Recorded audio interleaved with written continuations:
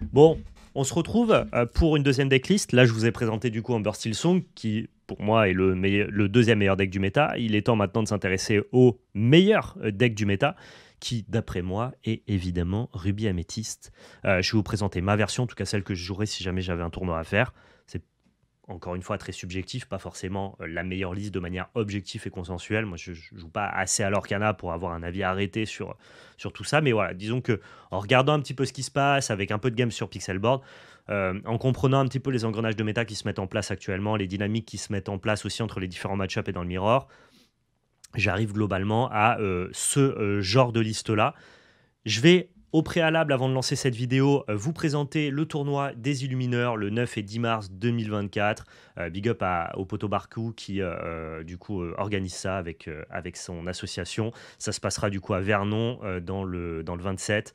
Vous voyez, pour le premier, il y a 5 displays à gagner et ensuite il y a des places, entre guillemets, il y a des lots jusqu'au 64e. Il y a 256 places qui sont disponibles, c'est en construit BO3. Donc si ça vous intéresse, n'hésitez pas à aller vous inscrire, prenez vos places rapidement parce que c'est vrai que les tournois Lorcana, c'est assez populaire et ça se remplit très vite. Je vous mets tous les liens qui sont relatifs à ce tournoi-là dans la description. Donc voici la liste que j'aimerais vous présenter. Pareil, vous connaissez Ruby Amethyst, c'est le meilleur deck du format, mais il y a quand même, notamment quand vous regardez les top 2 de tournoi, plusieurs listes, plusieurs spécificités, plusieurs cartes qui viennent dans la liste. Moi j'ai essayé de proposer la version la plus carrée possible, 16 cartes non ancrables, toutes les cartes en x4, ce qui à mon sens est une version qui est donc du coup très consistante, qui va tout le temps faire la même chose, et à force de voir un petit peu ce qui marche moins dans les listes, j'arrive à cette liste-là carrée, avec donc toutes les cartes qui ont été implémentées petit à petit au fur et à mesure dans la liste, qui sont des bonnes idées. Je pense notamment à Tiss and Ambition, qui fonctionne très très bien avec donc Minnie Mouse et Olaf, pour avoir un play en early game et pour pouvoir justement attaquer un petit peu les versions agressives de l'adversaire rapidement dans la partie. Ça vient se coupler aussi dans la curve à Madame Mime, qui est le seul drop 2, donc la seule carte à jouer au tour 2. Effectivement, dans le mirror, ça peut manquer un peu. On a vu notamment plus tôt sur ce live que certains joueurs packent des Cusco à 2 mana ancrables ou alors des Lady Trayman non ancrables pour avoir d'autres plays actifs au tour 2, notamment dans le mirror. Tout à fait entendable. Là, je voulais présenter vraiment une version très très stack. On a autre spécificité, donc du coup Minnie Mouse, qui est devenue vraiment une carte non négociable dans les builds. Là, on est sur une version quand même plus contrôle. Il n'y a pas toute la boucle Arthur et la boucle Le Fou qui sont plus axées sur des stratégies agressives qui vont être d'ailleurs pas trop mal en mirror, mais qui globalement vont un peu peiner contre le reste du format. Donc là, on est sur la version la plus midrange, la plus contrôle possible, sans les Arthur, sans les fous. On a 4 Ursula. Alors ça, c'est moi, je teste un truc. Normalement, c'est plutôt 2 ou 3 Ursula, mais je pense que la carte, elle est tellement déterminante contre la boucle Mime Merlin, tellement déterminante en mirror. Comme j'avais une petite place dans mon ratio d'ancrable, que j'acceptais de monter jusqu'à 16, j'ai décidé de tester la Ursula en x4. Et au détriment en fait du spellbook qui apparaît en 1, 2 ou 0 exemplaires selon les listes. J'ai décidé de jouer aucun spellbook, que des chansons et que des personnages, histoire d'avoir le plus d'impact possible, et 4 Ursula. On est parti sur Pixelborn pour tester ça directement. C'est le moment de vous abonner, de laisser votre meilleur pouce bleu si jamais vous regardez cette vidéo sur YouTube, et de partager dans l'espace commentaire, ainsi que dérouler la description pour pouvoir nous rejoindre sur nos différents réseaux sociaux. J'en place une petite pour le sponsor Ultimate Guard qui nous sponsorise également cette chaîne pour 2024. Lien dans la description si jamais vous voulez commander les meilleurs articles et accessoires TCG, que ce soit pour la collection ou pour le jeu. N'hésitez pas à y faire un tour. On affronte ici Saphir Steel, qui est un deck donc plutôt midrange late game. Je suis pas sûr que votre roi vous invite à la fête ait beaucoup d'impact. Le petit Olaf, on peut le garder. Ursulas pour plus tard. Madame Mime, c'est ok. Je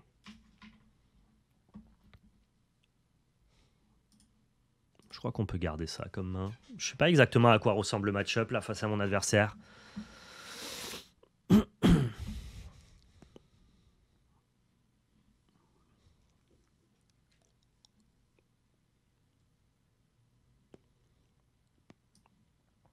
Je vais pas avoir grand chose à faire de ce deuxième tour 1, globalement.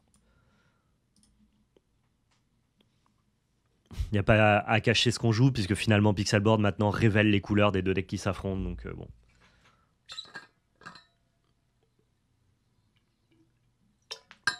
C'est pas qu'Arthur n'est plus joué, in 79, mais c'est que c'est une autre orientation du deck de jouer avec Arthur. Ok, Aurore, c'est quand même pas génial comme carte, d'après moi.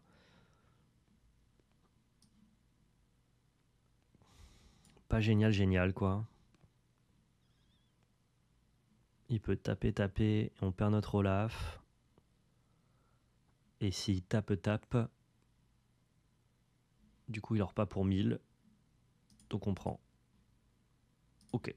Question de tempo, quoi.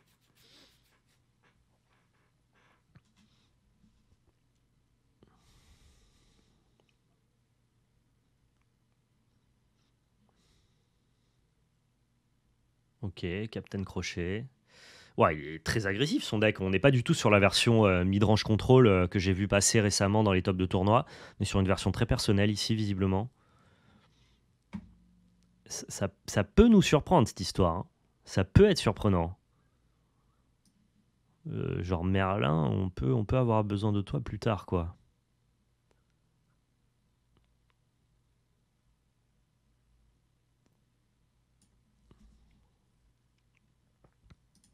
Je crois que c'est impératif qu'on commence à bouger un peu notre fiac. Hop là.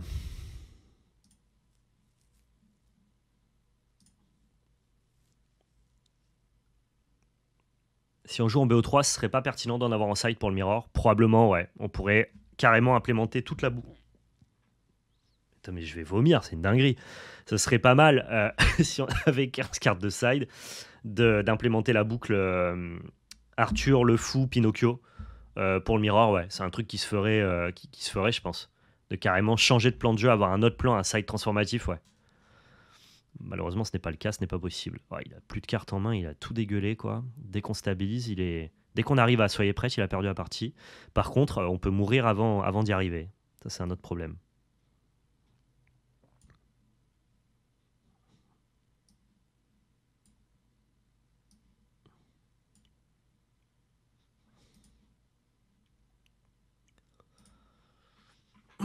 Faut pas qu'on meure avant d'y arriver. Il reprend 6, il passe à 13. Derrière, je vais pouvoir clean le captain. Non, la Aurore, pardon.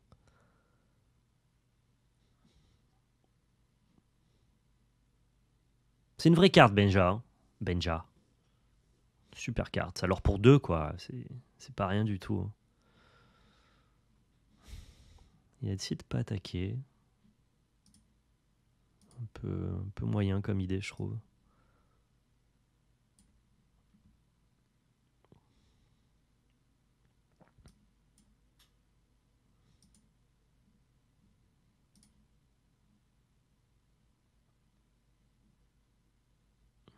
J'ai pas besoin de piocher, j'ai déjà tout ce qu'il faut.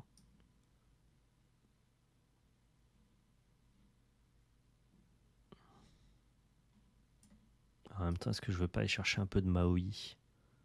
Ouais, peut-être. Thyssen Ambition, c'est très bien aussi. Il passe à 16. Waouh, on va stabiliser tellement late, ça va être tellement un enfer. C'est ça, hein, vous avez compris comment on le prend de vitesse, ce deck-là. On joue juste plein de petites cartes qui leur beaucoup et ton anti-bat de masse, il est à 7 mana. Et si jamais il trouve pas Thyssen Ambition rapidement, c'est un peu compliqué. Big Beast. Big Beast. Ça va être compliqué, cette histoire. Comment on l'empêche de gagner le tour d'après?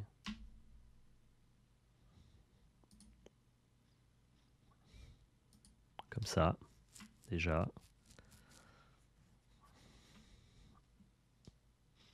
Et en trouvant Ursula rapido aussi. Hein.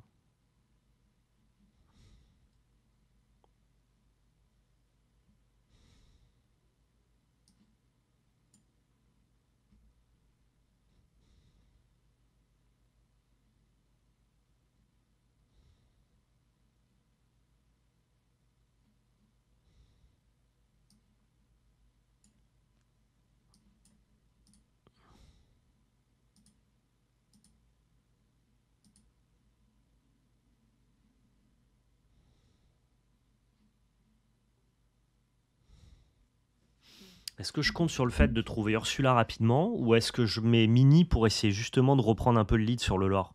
Non, c'est totalement illusoire d'essayer de reprendre le lead sur le lore ici. Non, il faut be prepared into Ursula, quitte à décéder, quoi. Dans ce cas-là, on va chercher des cartes.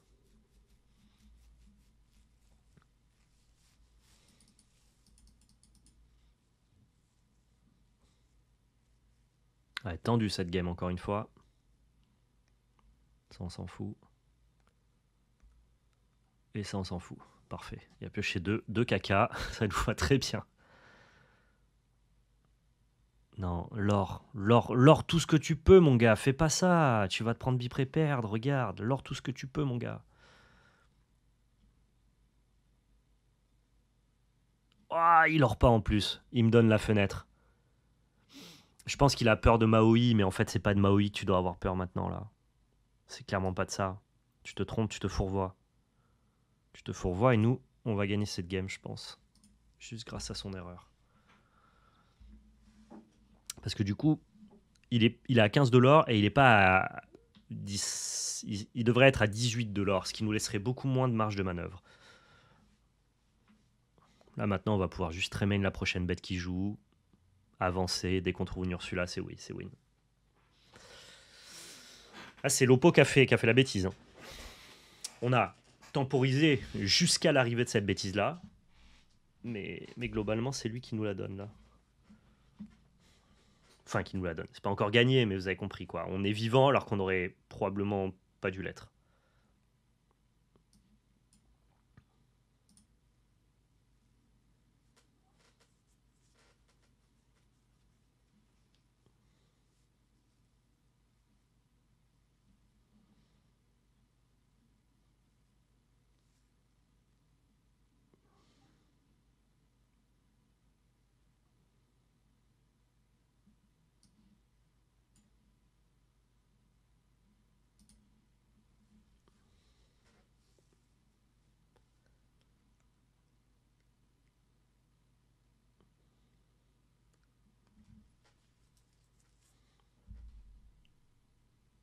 Pas de souci.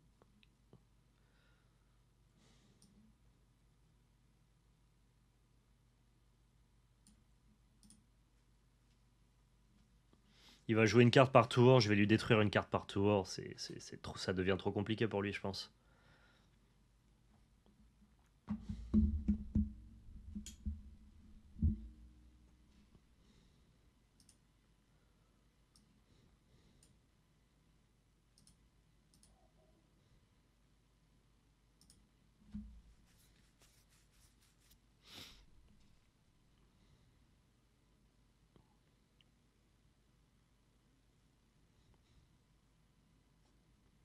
Et voilà, ça y est, on arrive à la carte dont on a besoin pour temporiser définitivement, en tout cas pour fermer le rideau définitivement sur cette game.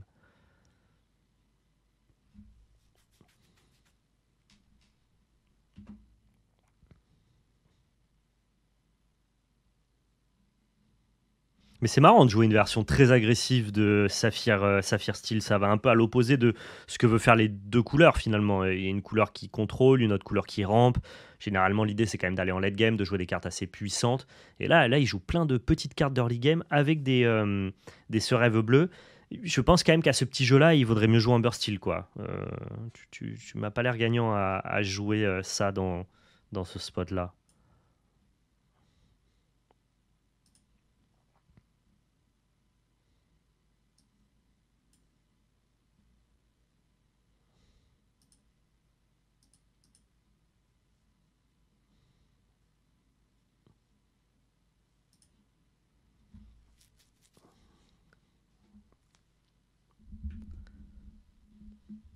Après, on est sur Pixelborn, les gens testent des choses, ils ont raison. Hein. De toute façon, maintenant, le méta, il est connu, il est stabilisé.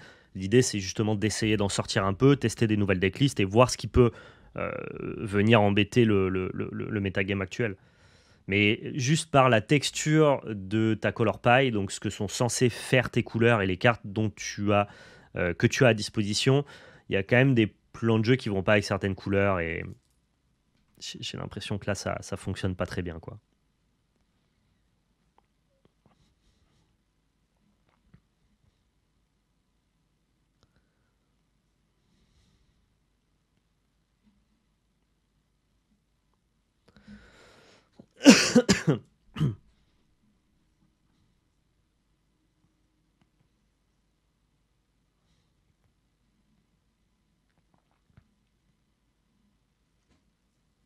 Et pourtant, il a quand même du ramp. Il avait beaucoup d'early game, des rêves bleus et de la rampe. Ça fait un, un peu tacos son paquet, du coup. Un peu tacos 12 viandes, tu vois.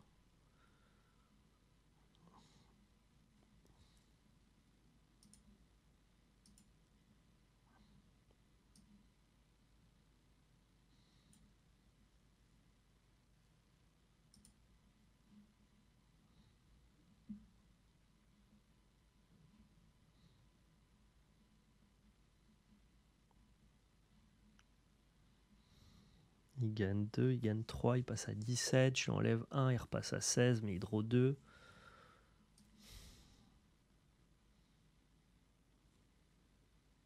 Merci Plasmofre pour le Prime. J'aurais peut-être dû chanter avec ma Ursula, mais du coup je la perdais. Mais comme j'en avais une deuxième, on s'en foutait. Je crois que j'ai mal joué. Je crois que j'aurais dû chanter. Ouais. Ouais, je suis pas très fan de mon play, pardonnez-moi. C'est pas ouf. Il y a aussi l'avantage que justement Ursula chante et ça nous aurait permis de redébloquer un peu de. En fait, j'aurais dû juste chanter avec Ursula, rejouer ma Ursula et récupérer ma Tremaine au préalable. Ah, j'ai trop mal designé ce tour. Si jamais il la gagne sur ça, je vais avoir un peu le seum. J'ai pas réfléchi. C'est tellement peu courant de chanter Be-Prepared que ça m'est pas venu naturellement à l'esprit là. Ce qui est dommage en soi. Non, fallait pas juste poser la deuxième Ursula. Il fallait Snake, Tremaine, chanter Ursula, poser deuxième Ursula. C'était, je pense, le meilleur play. Quasi sûr même.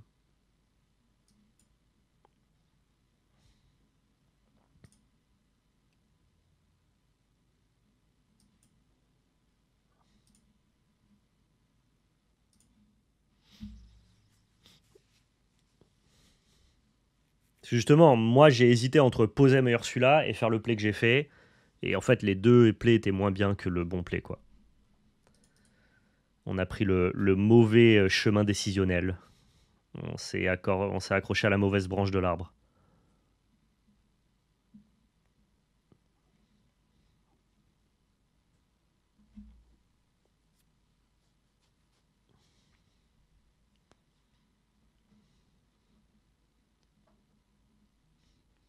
Qu'est-ce qu'il est bien à jouer ce paquet quand même. Bon feeling. Alors moi j'ai un gros feeling avec la base Arthur et le fou et compagnie, avec la base plus agressive. J'aime bien jouer la boucle améthyste mime Merlin de manière un peu plus aggro, mais ce deck là est quand même vraiment fort quoi.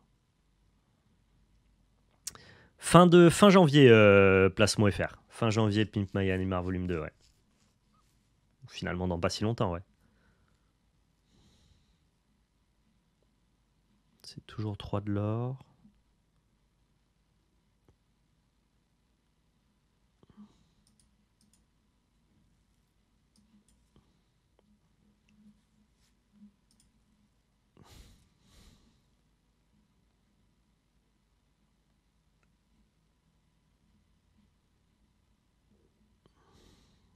Je vois pas comment il met les derniers points. Je crois que je peux juste m'arrêter à ça.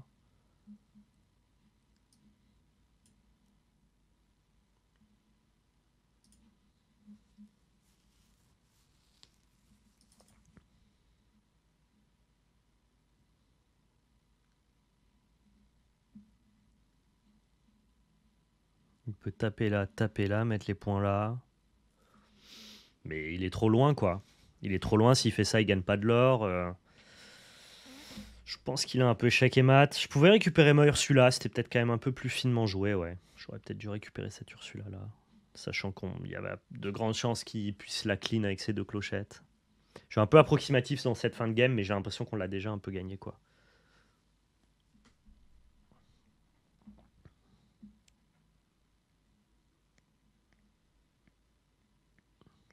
peux l'aurer pour 2. Faut faire attention, hein. S'il nous fait genre un Hades là, je pense qu'on n'est pas beau quoi.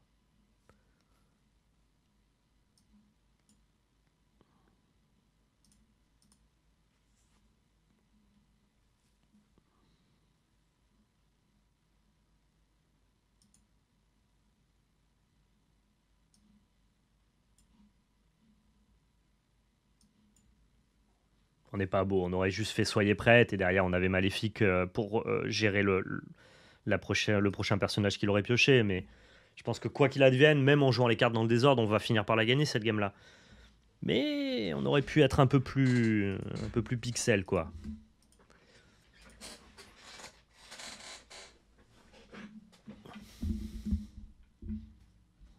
Un peu plus sharp comme on dit. Oula, je vais tout casser moi.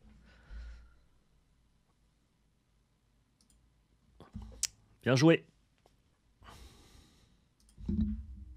On a un peu sué en early game, mais c'est un peu ce qui se passe avec ce deck-là de toute façon. Hein. Dès que les oppos ils développent beaucoup de petits personnages qui sont capables de l'aurer rapidement, tu souffres un peu quoi. Et on arrive en mirror. On va voir si 4 Ursula ça carry ou pas.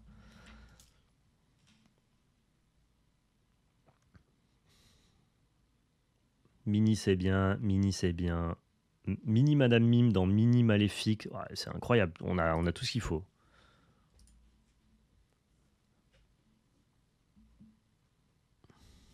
A-t-on le play?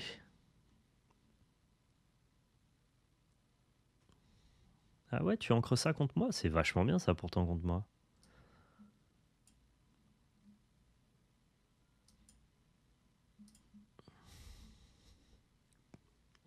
En mirror, être capable de prendre du lore très rapidement dans la partie et faire une course à Merlingote, c'est genre un plan de jeu qui est totalement viable et fine.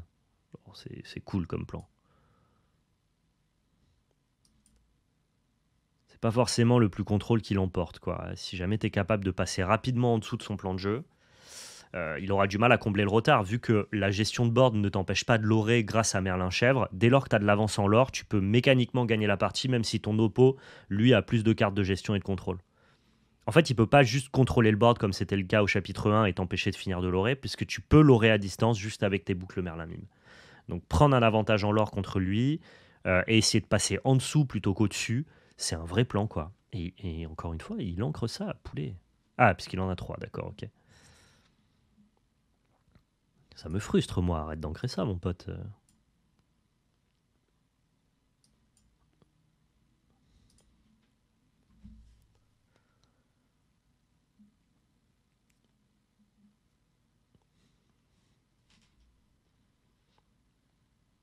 Par contre, on n'a pas de Merlin, ce qui est un peu dommage.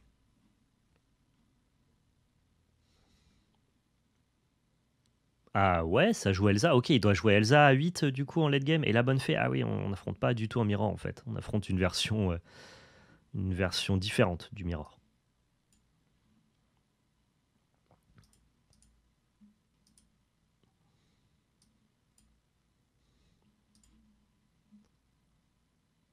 Tishan Ambitious, c'est bien.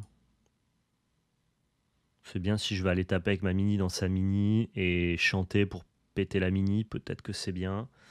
On va voir.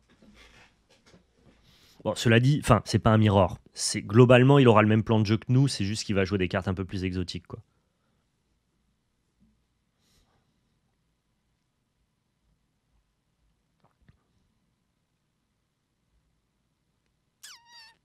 C'est pas mieux de chanter avec Elsa? Tu veux épuiser qui? Chante avec Elsa et prends tes 2 de l'or, non? Si jamais tu prends un de l'or avec Elsa, t'as perdu un de l'or. Si tu veux épuiser quelqu'un, ça fait sens, mais je vois pas trop qui tu veux épuiser.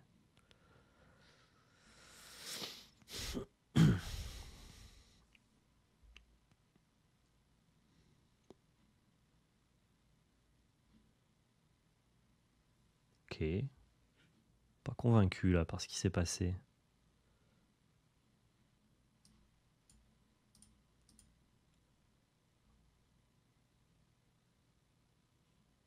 Oula, beaucoup de cartes non ancrables, ce qui fait que je vais garder mon Tishan Ambitious. Pour être sûr de Tremaine ou pas?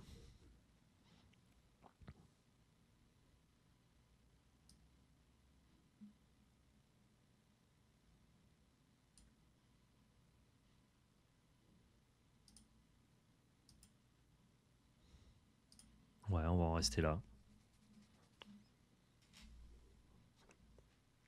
On n'a rien joué ce tour-ci, c'est un peu nul, mais j'ai vraiment envie de pouvoir continuer à ancrer tous les tours, quoi. C'est un peu un match qui va aller vers le late game, et si on commence à prendre du retard en encre, c'est un peu un souci. Ça coûte très cher de mettre en place en late game tes boucles Merlin mime pour pouvoir justement ou piocher des cartes ou avancer en lore.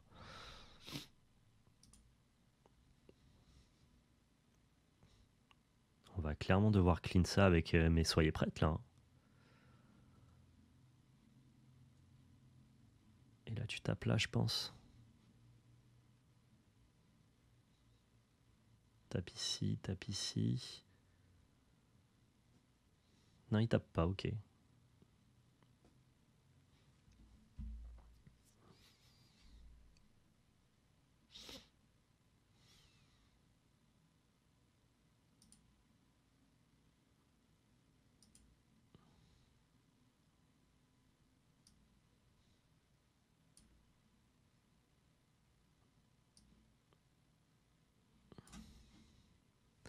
Il passerait à 14 de l'or. Et moi derrière j'aurais bi-prepare, bi-prepare, bi-prepare, Tremaine, Tremaine, Tremaine. Parce que là si je fais Tremaine il va juste sacrifier une reine de cœur et c'est naze.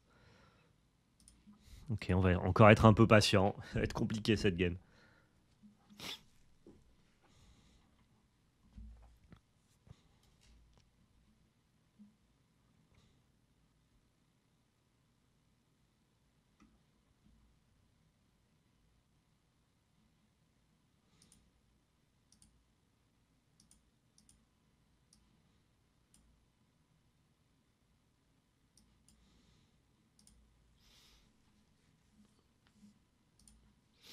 On a un peu de retard sur le lore, mais on a une main qui est très contrôle maintenant. Donc si on prend pas une boucle Merlin, on devrait s'en sortir.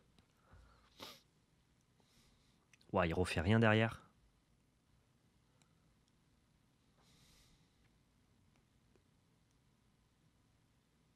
Ouais, pas ouf comme tour, hein. Franchement pas ouf du tout. Plutôt une bonne nouvelle.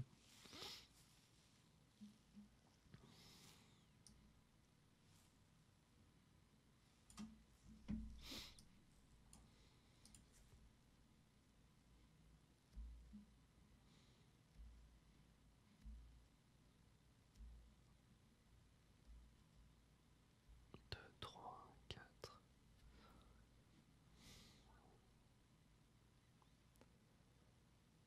Je vais pas ancrer, mais c'est parce que cette boucle-là, elle me permettra peut-être d'aller au bout. Mais ouais, je suis pas giga fan quoi.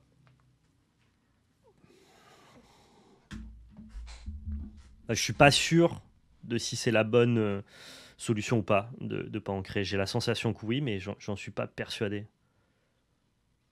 Non. Oh là, c'est pas mal ça. Ça marche bien.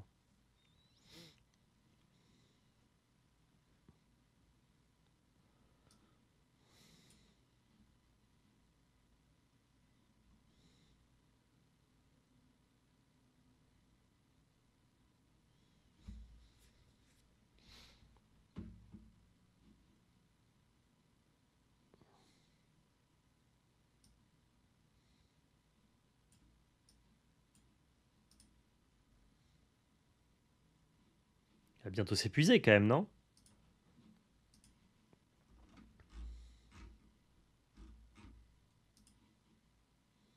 Dommage qu'on puisse pas avoir les cartes en crabe de l'Oppo. Ça fait partie des règles du jeu de l'Orcana, hein, mais en fait, il te les montre et tu dois t'en souvenir, mais ça aurait été amusant, quoi. En vrai, d'habitude, tu reprends pas directement ton Merlingot, t'attends qu'il ait pris un marqueur lore le tour d'après, en tout cas qu'il ait pris un de l'or et tu le renvoies. Mais là, j'ai tellement peur qu'il puisse le gérer à distance vu qu'il joue rouge, genre avec une maléfique par exemple, que je vais le récupérer.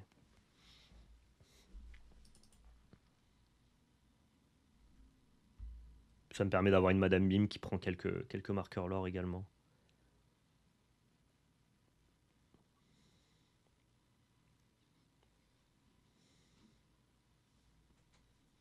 Scar, c'est pas brillant.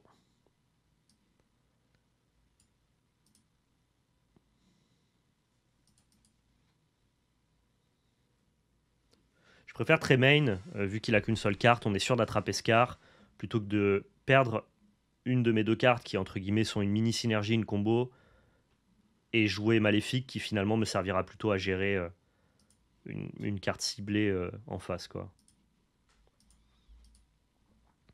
Et je vais quand même pas non plus récupérer Tremaine, je préfère l'aurer à distance, parce que j'ai déjà Maléfique qui a un effet Tremaine en meilleur. Voilà, typiquement, je vais être très content de pouvoir attraper ça avec ma Maléfique. Et c'est parfait.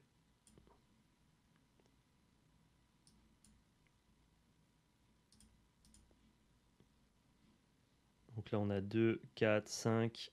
Donc là, le tour d'après, on a gagné si jamais l'oppo il n'est pas capable de gérer notre board. Et même si jamais voilà, il gère Maléfique, on va gagner juste avec la boucle Merlin Mime ici. On a 3 plus 2. Échec et mat. Alors ça, c'est un peu dépassé. Hein. Faut plus jouer ça, les poulets. Parce qu'il a une version qui n'est pas du tout à jour. Ou qui est en tout cas très personnelle, quoi. Et c'est le gain. Mais c'est le gain ici avec Ruby Améthyste. Trop bien à jouer ce deck, hein. Vraiment trop fort. Le GOAT deck, le deck Merlin Chèvre, Ruby Améthyste, Boons Control. C'était super cool. Je vais vous laisser là du coup pour cette matinée Lorcana. Toujours un plaisir de pouvoir échanger avec vous, discuter avec vous et proposer un petit peu de gameplay. Merci à tous ceux qui ont regardé cette vidéo sur YouTube. Prenez soin de vous et surtout n'oubliez pas, c'était de la belle magie.